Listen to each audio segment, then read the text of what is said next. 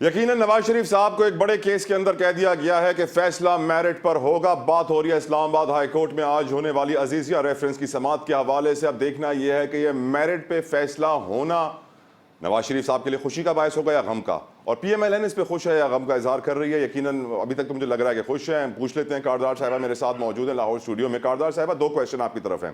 ایک تو میرٹ پر عزیزیہ ریفرنس کا کیس اگر سنا جائے گا تو یہ آپ کی نظر میں اچھی بات ہے یا غلط بات ہے؟ نہیں ہونا چاہیے, پہلے سنا جا چکا ہے, اب کیا سننے کی بات ہے؟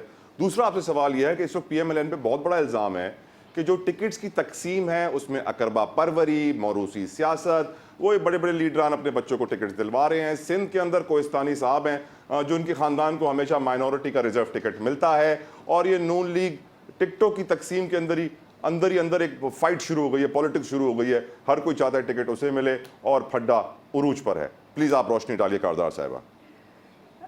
دیکھیں, پہلے تو میں ٹکٹوں کی تقسیم کے متعلق آپ کو بتاتی ہوں, پھر ہم جاتے ہیں کورٹ کیس کے اوپر. ہر پارٹی میں جو ہے وہ یہ آپ کو پتہ ہے کہ ہمارے 40,000 لوگوں نے اپلائی کیا ہے پارٹی ٹکٹس کے لیے. ہر جو حلقہ ہے اس میں سے کم از کم 8-9 لوگوں نے اپلائی کیا ہے. اب ظاہر ہے 8-9 لوگوں کو تو ٹکٹ نہیں مل سکتا ہے. آپ نے دیکھا ہے کہ کس طریقے سے شارٹ لسٹنگ ہوئی. پہلے سارے کینڈیڈیٹس کو انٹرویو کیا گیا, پھر اس کے بعد جو شارٹ لسٹ کینڈیڈیٹس تھے ان کا میاں محمد نواز شریف نے, شہباز شریف صاحب نے اور پورے پارلیمانی بورڈ نے پھر دوبارہ انٹرویوز لیے. کیا نئے کھلاڑیوں کو موقع ملے گا میم؟ نئے کھلاڑیوں کو موقع ملے گا یا وہی روایتی چلتے رہیں گے, وہی پلیئرز ہوں گے؟ نہیں, بالکل ملے گا. آپ نے میرے خیال میں ہماری پنڈی کی, سرگودا کی اور ابھی تک بلوچستان کی ہو چکی ہے اسکروٹنی, اور اس میں آپ نے دیکھا ہے کہ بہت نوجوانوں نے بھی اپلائی کیے ہیں, اور انشاءاللہ تعالیٰ پارٹی جو ہے نوجوانوں کو بہت انکریج کرنا چاہ رہی ہے, ان کو آگے لانا چاہ رہی ہے. سندھ کا نام بھی لے لیں پلیز. جی بالکل بالکل. سندھ میں تو بالکل ہماری جان ہے سندھ, اور آپ دیکھیں گے کہ کس طرح سے مسلم لیگ نون جو ہے وہاں پہ پذیرائی ملی ہے اس سندھ میں. تو اس لیے آپ میرے خیال میں نیپوٹزم کو چھوڑ دیں, اب تھوڑا سا 5% کا مارجن دینا پڑتا ہے.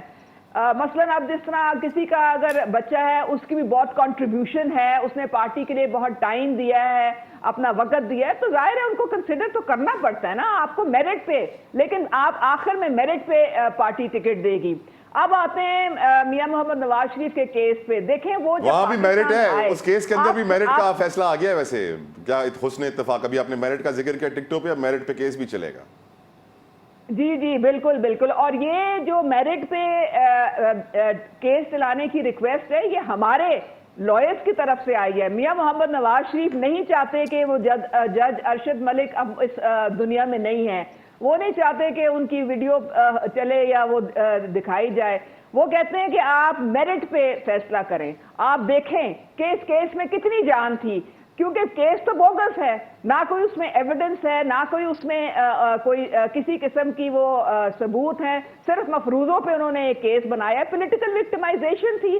آپ نے دیکھا یہ کس طرح سے پیناما میں اقامہ کا کہہ کے ان کو ایک ناانصافی کی بنیاد پہ ایک بے بنیاد کیس بنا کے تو ان کو نااہل کیا گیا. ایون فیلڈ میں الحمدللہ میرٹ پہ ان کو آپ نے دیکھا اللہ تعالیٰ نے سرخرو کیا ہے, ان کی ایکویٹل ہو گئی ہے. اور اسی طرح سے آپ دیکھیں گے کہ میرٹ پہ اب العزیزیہ کا جو کیس ہے وہ بھی اب 12 کو آپ کے سامنے ہے, وہ بھی انشاءاللہ تعالیٰ میرٹ پہ اللہ تعالیٰ. میں تو میڈم دعا کروں گا اللہ تعالیٰ ہر پاکستانی کا کیس میرٹ پہ چلائے, اور بھرتیاں بھی میرٹ پہ ہوں, بالکل نہیں. دیکھیں آپ ایسی بات نہ کریں. میاں محمد نواز شریف آئے ہیں, انہوں نے آتے ساتھ ہی کورٹ میں اپنے آپ کو سرنڈر کیا ہے. وہ کوئی جاتی عمرہ نہیں گئے تھے, انہوں نے کورٹ سے بیل لی, حفاظتی بیل لی, جو کہ ہر پاکستانی کا بنیادی حق ہے. پھر وہ اس دن سے لے کے آج تک آپ نے دیکھا ہے اپنے کیس بھگت رہے ہیں. تو کون سی ایسی قیامت آ گئی ہے جو باقی میں تو ویسے ہی جنرلی دعا کر رہا ہوں پاکستانیوں کے لیے. میں آپ پہ تنقید نہیں کر رہا بالکل بھی, میں ویسے ہی پاکستانیوں کے لیے دعا کرتا رہتا ہوں, بڑا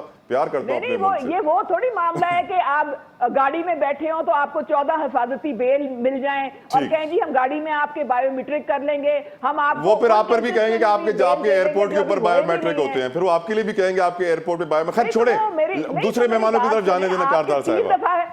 3 دفعہ کے پرائم منسٹر ہیں, فار گاڈ سیک. تھوڑا بہت آپ کوئی عزت ہوتی ہے, کوئی رسپیکٹ ہوتی ہے انسان کی. ٹھیک, کریکٹ, پوائنٹ ٹیکن. شرمیلا صاحبہ, گیٹ نمبر 4 کی سیاست نہیں آتی. بلاول بھٹو نے 3 بار کیوں کہا؟ جی दोबारा रिपीट करेंगे। बिलावल भुट्टो ने ये 3 बार क्यों कहा कि गेट नंबर 4 की सियासत हमें नहीं आती, नहीं आती, नहीं आती? Why did he say it 3 times, ma'am?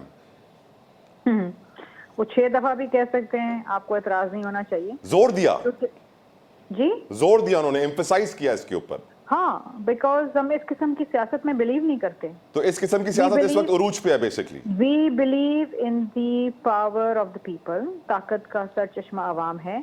हम बैलेट की ताकत पे बिलीव करते हैं।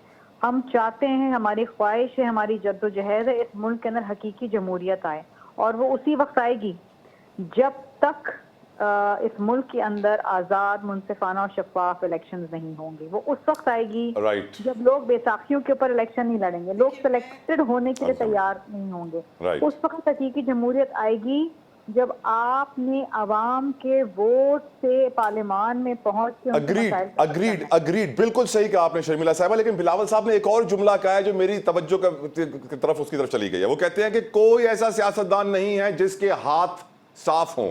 क्या आपके हाथ भी साफ नहीं?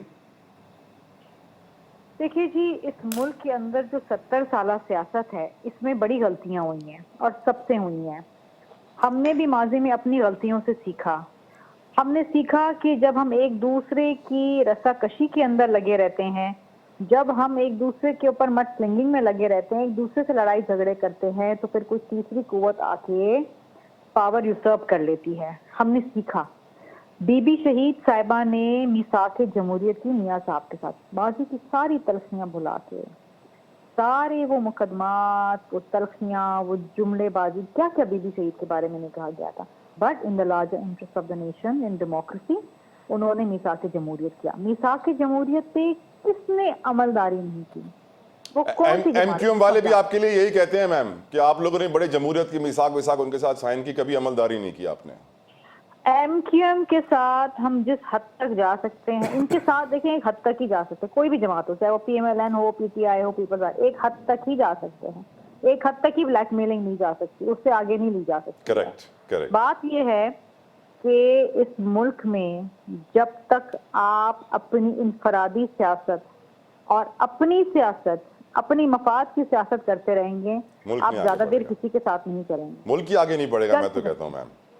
देखिए, मफाद की सियासत, if you would allow me Sharmila साहिबा, प्लीज सेनेटर साहिबा। मफाद की सियासत की जहाँ तक बात हो रही है, तो मफाद की सियासत तो हमेशा से ही पीपल्स पार्टी ने की, जिसकी जिंदा मिसाल मर्दमशुमारी है, जिसमें कराची जैसे शहर की आबादी को कितना कम करके पेश किया गया, ये भी आपके सामने मौजूद है। हमारा वफ्द वज़ीर आज़म से लेकर वुज़रा तक से मिला, 3 दफ़ा मर्दमशुमारी की तारीखें बदलवाई गईं, और उसमें फिर तकरीबन 1 करोड़ से ज़्यादा का इजाफा किया गया, जिससे 1 सीट कौमी असम्बली की और 3 सीटें सूबाई असम्बली की बढ़ी। ये कराची के अवाम की जीत है। ये इस तरह अगर ये चीज़ें होती रहीं, क्योंकि देखिए उसी मर्दमशुमारी के बेस पर जब बल्दियाती इलेक्शन हुए तो 53 बल्दियाती सीटों को बाजियाब कराया एमक्यूएम ने। ये जुमला कितना अजीब है, सीटों को बाजियाब कराया। करके ले गया। मैं बहुत जिम्मेदारी से ये जुमला बोल रही हूँ कि इन सीटों को गायब करने की कोशिश की गई। एमक्यूएम ने स्ट्रगल करके उन 53 सीटों को बाजियाब कराया। ये किसकी गलती है? 1.5 लाख वोटर भी बाजियाब हुए थे। बिल्कुल, वो तमाम वोटर्स जिन्हें गिना नहीं गया था, जिनको शुमार नहीं किया गया था, जिन पूरे इलाकों को नजरअंदाज कर दिया गया था, एमक्यूएम ने 3 मरतबा मर्दमशुमारी को दोबारा करवाया, और उसमें तकरीबन 1 करोड़ से ज्यादा की आबादी। यानी आप शर्मिला साहिबा की बात सुन के, आपकी बात सुन के मुझे एक चीज तो समझ में आ गई कि बाजियाब कराने में एमक्यूएम सबसे आगे है।